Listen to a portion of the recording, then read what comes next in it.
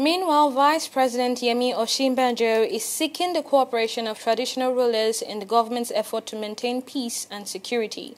Osinbajo sought the assistance of the traditional rulers at the opening ceremony of the 10th National Development Summit of Nigerian Traditional Rulers. In his address, Osinbajo highlighted the role of traditional rulers in bringing peace and stability back to the Northeast and Niger Delta region. He said the government must continue to work with them to ensure peace. It is to our traditional leaders, it is they who are the custodians of our highest values and custodians of our highest morals.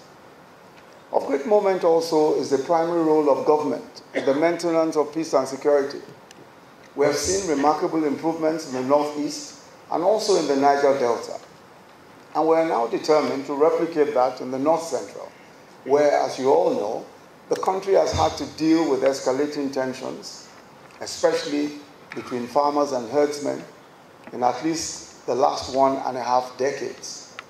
Security, no doubt, affects every one of us. It affects the quality of governance. It affects the economy. It affects the quality of our social life. One of the many tragic dimensions of the insurgency in the Northeast was the displacement of emirs from their palaces. The fact that not even the sanctity and symbolism of the traditional institution was spared or respected. Looking back, it's easy to see why Boko Haram viewed the sacking of palaces as an important part of their campaign of calumny. They were in competition for the authority and respect that traditional rulers embodied and commanded across the Northeast.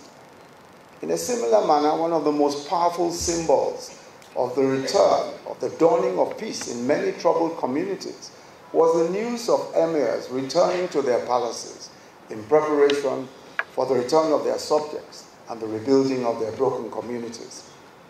It is clear that Nigeria's greatness will only truly emerge in an atmosphere of peace and security. And for this peace and security to be guaranteed, we as governments constitutionally mandated to protect the lives and property of Nigerians must deepen our cooperation with and dependence on traditional rulers across the country. A great deal of emphasis is often placed on the role of law enforcement, the military, the police, the intelligence agencies, in maintaining peace and security, and that is rightly so. They are critical. They are critical elements in deterring criminality and ensuring that perpetrators are brought to justice. But if our focus on law enforcement, if in that focus we overlook the place of the non-coercive conflict prevention and resolution mechanisms, then we are doing ourselves and the people of Nigeria a great disservice. Dialogue and engagement are just as important as law enforcement, especially in situations triggered by misunderstandings and disagreements between peoples and communities who have existed peacefully side by side for centuries.